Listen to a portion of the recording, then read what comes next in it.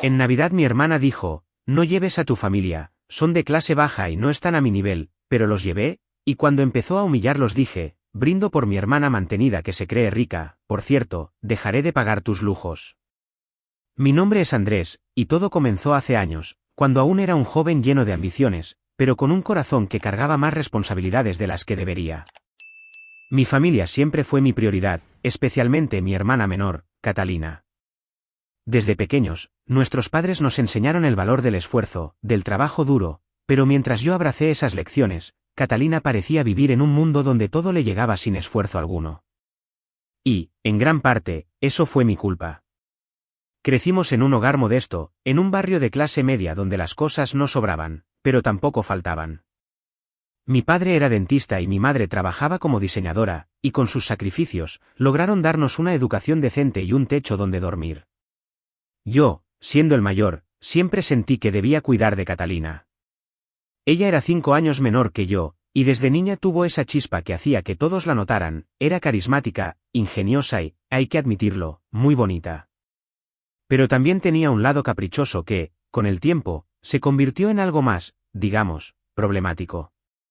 Cuando terminé la secundaria, trabajé duro para entrar a la universidad. Estudié ingeniería, y con los años, gracias a mi esfuerzo y un poco de suerte, logré construir una empresa de tecnología que despegó más rápido de lo que jamás imaginé. Para cuando tenía 30 años, mi vida había cambiado, tenía una casa propia, un buen coche y una cuenta bancaria que crecía cada año. Pero con el éxito también llegaron las responsabilidades. Mis padres ya no trabajaban tanto, y yo me aseguré de que vivieran cómodos. Y luego estaba Catalina. Catalina nunca mostró interés por estudiar o trabajar. Al principio, lo atribuí a su juventud. Ya madurará, pensaba. Pero los años pasaron, y ella seguía viviendo como si el mundo le debiera algo.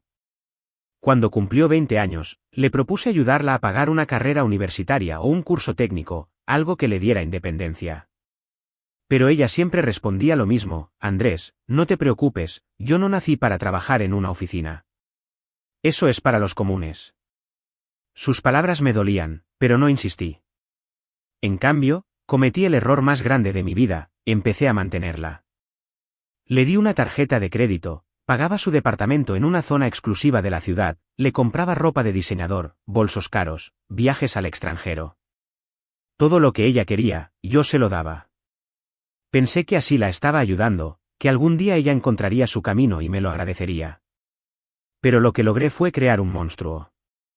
Catalina se convirtió en una persona prepotente, clasista, que miraba a los demás por encima del hombro. Se creía millonaria, pero en realidad, todo lo que tenía era mío. Y aunque en el fondo me dolía verla así, no sabía cómo detenerlo. Hasta que conocí a Laura. Laura entró en mi vida como un rayo de luz en medio de una tormenta. La conocí en un evento benéfico que mi empresa patrocinaba. Ella trabajaba como voluntaria, organizando la entrega de alimentos a familias necesitadas. No era el tipo de mujer que suele llamar la atención a primera vista, vestía sencillo, con una camiseta blanca y jeans, el cabello recogido en una coleta y sin una gota de maquillaje. Pero había algo en su sonrisa, en la forma en que hablaba con las personas, con tanto respeto y calidez, que me atrapó desde el primer momento. Esa noche, después del evento, me acerqué a ella para agradecerle su trabajo. Hablamos durante horas, y descubrí que Laura venía de una familia humilde, había crecido en un barrio modesto, pero su corazón era inmenso. No le importaba el dinero, las marcas o las apariencias. Lo que valoraba era la honestidad, la bondad y la familia. Me enamoré de ella casi de inmediato. Laura y yo empezamos a salir, y con el tiempo, nuestra relación se volvió seria. A los 2 años, nos casamos, y poco después tuvimos a nuestros 2 hijos, Sofía y Mateo. Ellos son mi mundo. Laura siempre insistió en criarlos con valores, para que nunca se sintieran superiores a nadie, a pesar de que yo podía darles todo lo que quisieran. Ella seguía siendo la misma, sencilla, con los pies en la tierra, siempre agradecida por lo que teníamos. Nunca me pidió un bolso caro, un coche de lujo o joyas. Lo único que quería era que estuviéramos juntos, que fuéramos felices. Y eso era exactamente lo que yo amaba de ella. Pero no todos compartían mi felicidad. Cuando presenté a Laura a Catalina, supe de inmediato que no se llevarían bien. Mi hermana la miró de arriba abajo, como si estuviera evaluando un objeto de segunda mano. Laura, con su amabilidad habitual, intentó ser cordial, pero Catalina apenas le respondió. Desde ese día, cada vez que se veían, mi hermana encontraba la manera de soltar comentarios hirientes. Si Laura llevaba una blusa sencilla, Catalina decía algo como, «Ay, Laura, ¿no te cansas de vestir como empleada doméstica?». Si mis hijos jugaban con juguetes simples, Catalina se burlaba diciendo, «¿No les compras algo más decente, Andrés? Parecen niños de orfanato». Cada comentario era como una puñalada, pero Laura, con su paciencia infinita, nunca respondía. Yo, por mi parte, intentaba ignorarlo, pensando que Catalina cambiaría con el tiempo. Qué equivocado estaba. El punto de quiebre llegó un día antes de Navidad. Había organizado una cena navideña en casa de mis padres. Quería que fuera una noche especial, con toda la familia reunida, mis padres, Laura, mis hijos, Catalina y algunos tíos y primos. Era una tradición que amaba, y estaba emocionado por compartirla con mi familia. Pero ese día mi hermana Catalina me llamó, y me dijo, «Hermano, no lleves a tu familia a la cena navideña, son de clase baja y no están a mi nivel, solamente arruinarán la cena». Me sentí como si mi propia hermana me estuviera humillando a mí mismo, no iba a permitir que Catalina siguiera humillando a mi familia, así que solamente colgué y tenía un plan. Llegó el día de la cena navideña, y yo estaba decidido a no dejar que las palabras de Catalina arruinaran nuestro espíritu. Laura, como siempre, se preparó con entusiasmo desde temprano, mientras Sofía y Mateo se vestían con su ropa de sus caricaturas favoritas. Verlos tan felices, tan llenos de amor y libres de cualquier arrogancia, me llenaba el corazón de orgullo. Pero en el fondo, no podía ignorar la conversación con mi hermana. Sus palabras seguían resonando en mi cabeza. Llegamos a casa de mis padres temprano, con la casa oliendo a pavo asado y ponche navideño. Todo parecía perfecto, las luces del árbol parpadeaban, la música sonaba suave de fondo, y mis padres nos recibieron con abrazos cálidos. Laura estaba radiante, con un vestido sencillo pero elegante, y mis hijos corrían por la sala, riendo. Todo iba bien, hasta que llegó Catalina. Entró al comedor como si fuera la reina del lugar, con un vestido de diseñador que yo mismo había pagado, un bolso de marca colgado del brazo y un perfume que llenaba el aire. Saludó a mis padres con besos exagerados, charló con mis tíos y primos, pero cuando pasó junto a Laura y los niños, no dijo ni una palabra. Solo los miró de arriba abajo, con esa mueca de desprecio que ya conocía tan bien. No les dio ni un hola. Laura, fiel a su naturaleza, no dijo nada, solo sonrió y siguió ayudando con los preparativos. Pero yo noté el dolor en sus ojos, y eso me dolió más que cualquier cosa. La cena transcurrió con una tensión que solo yo parecía notar al principio. Catalina se sentó al otro lado de la mesa, lejos de nosotros, y hablaba alto, presumiendo de un viaje reciente a Europa, de su nuevo bolso, de lo exclusivo que era su vida. Cada comentario era un dardo envenenado, dirigido a Laura y a mis hijos, aunque ella lo disfrazaba de charlas casuales. Mis padres intentaban mantener la paz, cambiando de tema, pero Catalina no paraba. Y entonces, después de la cena, mientras todos compartíamos un momento tranquilo, ella cruzó la línea. Estábamos sentados en la sala, con las copas de vino en la mano, cuando Catalina miró a Laura y dijo, con esa sonrisa venenosa suya, «Laura, querida, ¿no te cansas de vestir como si trabajaras en una tienda de segunda mano? No sé cómo Andrés te soporta. ¿Y esos niños? Dios, parecen sacados de un mercado. ¿No les compras nada decente?». Se rió, como si hubiera dicho algo ingenioso, y luego levantó su bolso, uno que costó miles de dólares, y añadió, «Yo no podría salir a la calle con menos que esto. Es cuestión de clase, ¿sabes?». El silencio que siguió fue ensordecedor. Laura bajó la mirada, apretando los labios, y vi a Sofía y Mateo mirándose entre ellos, confundidos. Algo dentro de mí se rompió. Había soportado los comentarios de Catalina durante años, pero humillar a mi esposa y a mis hijos frente a toda la familia fue demasiado. Me puse de pie, golpeé mi copa con una cuchara para llamar la atención, y todos me miraron. El corazón me latía con furia, pero mi voz salió firme y clara. «Quiero hacer un brindis en esta noche especial», comencé, levantando mi copa. «Brindo por mis padres, que me dieron todo lo que soy con su amor y su esfuerzo. Brindo por mi esposa, Laura, el amor de mi vida, y por mis hijos, Sofía y Mateo, que son mi mayor orgullo, por su humildad y su corazón inmenso. Y, por último, brindo por mi hermana, Catalina, la mantenida de la familia que se cree millonaria. Porque, aunque nunca ha trabajado un día en su vida, vive como reina gracias al dinero que le he dado cada mes. Pero eso se acabó. A partir de este momento, no pagaré más tus lujos. Hice una pausa, dejando que mis palabras se asentaran. Catalina me miraba con los ojos abiertos como platos, su rostro pálido, como si no pudiera creer lo que estaba oyendo. Saqué mi celular del bolsillo, lo puse en altavoz y marqué al banco frente a todos. La voz del operador sonó clara en la sala. Buenas noches, ¿en qué puedo ayudarlo? Quiero cancelar todas las transferencias automáticas a la cuenta de Catalina Ramírez, dije, sin apartar la mirada de mi hermana. Ella se puso de pie, tambaleándose, y gritó, Andrés, no te atrevas. Pero seguí, confirmando mi identidad con el operador mientras todos en la sala observaban en un silencio atónito.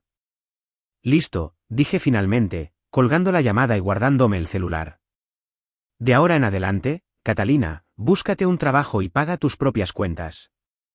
La sala estalló en un murmullo caótico.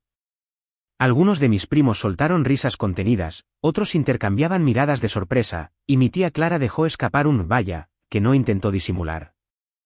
Mis padres parecían incómodos, mi madre apretando las manos en su regazo, mi padre mirando al suelo, pero ninguno dijo una palabra. Catalina, en cambio, estaba en shock. Su rostro, normalmente tan compuesto y arrogante, ahora era una máscara de pánico y rabia. No puedes hacerme esto, Andrés, gritó, con la voz quebrándose. Soy tu hermana. Es tu obligación mantenerme. Siempre me has cuidado, no puedes dejarme así. Su tono era una mezcla de súplica y exigencia, como si aún creyera que podía manipularme. Me reí, una risa corta y amarga que salió sin que pudiera evitarlo. ¿Mi obligación? En serio, Catalina, eso te pasa por humillar a mi familia. Por burlarte de Laura, que es 1000 veces mejor persona que tú, y de mis hijos, que no merecen tus palabras venenosas. ¿Quieres lujos? Gánatelos. Ya es hora de que crezcas. Mis palabras fueron como un golpe, y vi cómo sus ojos se llenaban de lágrimas. Intentó hablar, balbuceando algo sobre lo injusto que era, pero al ver que no cedía, su expresión cambió. La rabia tomó el control. Agarró su bolso de marca con tanta fuerza que sus nudillos se pusieron blancos, dio media vuelta y salió de la casa, dando un portazo que hizo temblar las ventanas. El silencio que dejó su salida fue breve. Poco a poco, la sala volvió a la vida. Mis primos retomaron sus conversaciones, algunos aún riendo por lo bajo, y mi madre se levantó para servir más ponche, como si quisiera disipar la tensión. Laura, que había estado en silencio todo el tiempo, se acercó y me tomó de la mano. Gracias, susurró, con una mirada que decía más que cualquier palabra. Sofía y Mateo, ajenos a la gravedad del momento, volvieron a reír mientras jugaban con un adorno navideño. La cena navideña continuó, y aunque al principio había un eco de incomodidad, pronto el ambiente se volvió más ligero, más auténtico. Sin la presencia de Catalina, con su arrogancia y sus comentarios hirientes, la noche se transformó en una de las mejores que recuerdo. Por primera vez en mucho tiempo, sentí que mi familia, Laura, Sofía, Mateo, estaba realmente en el centro de todo, protegida y valorada como merecía. Los días posteriores a la cena navideña fueron como caminar sobre un campo minado. Mi teléfono no paraba de sonar, y cada notificación era un recordatorio de la tormenta que había desatado. Catalina, mi hermana, estaba desesperada. Sus mensajes de voz llenaban mi buzón, y cada uno era un reflejo de su estado emocional, al principio, suplicante, con un tono que intentaba apelar a nuestra conexión como hermanos, luego, furiosa, como si yo le hubiera traicionado de la peor manera. Andrés, no puedes hacerme esto, soy tu hermana, decía en uno de los primeros mensajes, con la voz temblorosa, como si estuviera al borde del llanto. Siempre me has cuidado, ¿cómo me dejas así ahora? En otro, su tono cambió a uno más manipulador, te prometo que no volveré a decir nada de Laura ni de los niños, pero por favor, no me cortes el dinero. No sé qué hacer sin él. Cada mensaje era como un puñal, no porque me convenciera de cambiar de opinión, sino porque me recordaba cuánto había contribuido yo a esa dependencia. Durante años, le había dado todo: el departamento en la zona más exclusiva de la ciudad, la tarjeta de crédito sin límite, los viajes, los bolsos de diseñador, los zapatos que costaban más que el sueldo mensual de muchas personas. Había creído que, al darle todo eso, estaba cuidándola, protegiéndola. Pero ahora veía la verdad: le había robado la oportunidad de crecer, de enfrentarse al mundo por sus propios medios. Y aunque una parte de mí sentía culpa, cada vez que recordaba cómo había humillado a Laura y a mis hijos en la cena navideña, esa culpa se desvanecía como humo. No fue fácil. Una parte de mí sentía culpa: después de todo, yo la había acostumbrado a esa vida. Pero cada vez que recordaba cómo humilló a mi familia, la culpa se desvanecía. Laura, como siempre, me apoyó. Hiciste lo correcto, me decía. Ella necesita aprender a valerse por sí misma. Y tenía razón. Los días se convirtieron en semanas, y Catalina no dejaba de insistir. Una mañana, mientras desayunaba con Laura, recibí una llamada suya. No contesté, pero dejó otro mensaje de voz.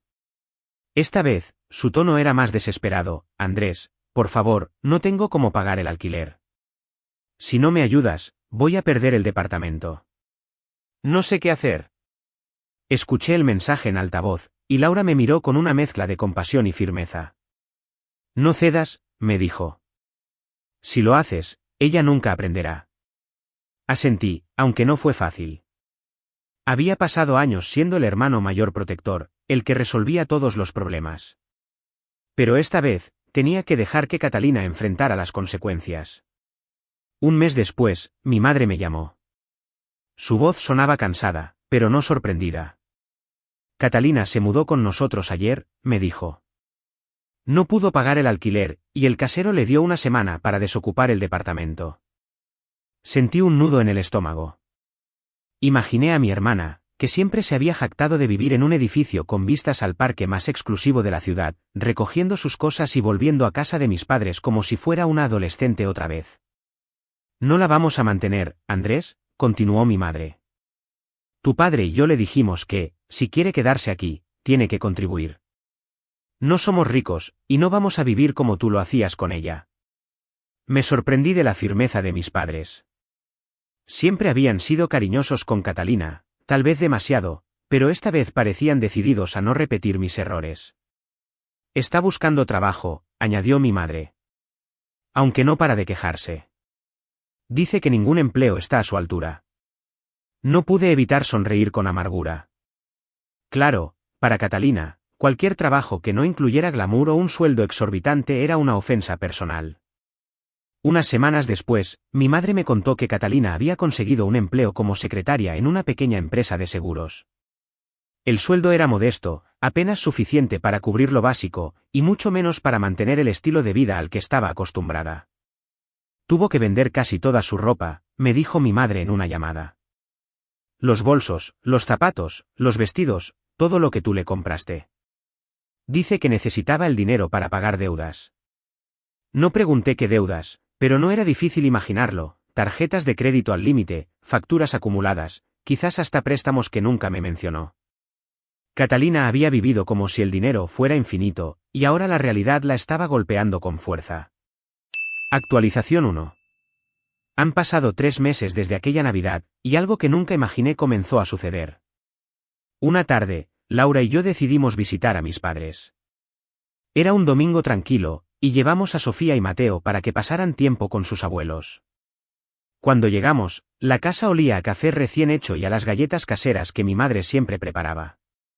Todo parecía normal, hasta que vi a Catalina salir de la cocina, con un delantal puesto y una bandeja de galletas en las manos. Me quedé paralizado. No era solo el delantal, algo que nunca había visto en ella, sino su actitud. Cuando nos vio, su rostro se iluminó con una sonrisa que no había visto en años, una sonrisa genuina, no la máscara arrogante que solía llevar. Andrés. Laura. Qué bueno que vinieron, dijo, y para mi sorpresa, se acercó a Laura y la abrazó. Luego se agachó para saludar a Sofía y Mateo, revolviéndoles el cabello con cariño. ¡Qué grandes están!, exclamó, y les ofreció galletas con una calidez que me dejó sin palabras.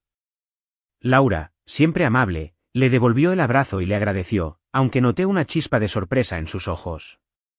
Los niños, ajenos a la tensión del pasado, aceptaron las galletas y corrieron a jugar al patio con mi padre.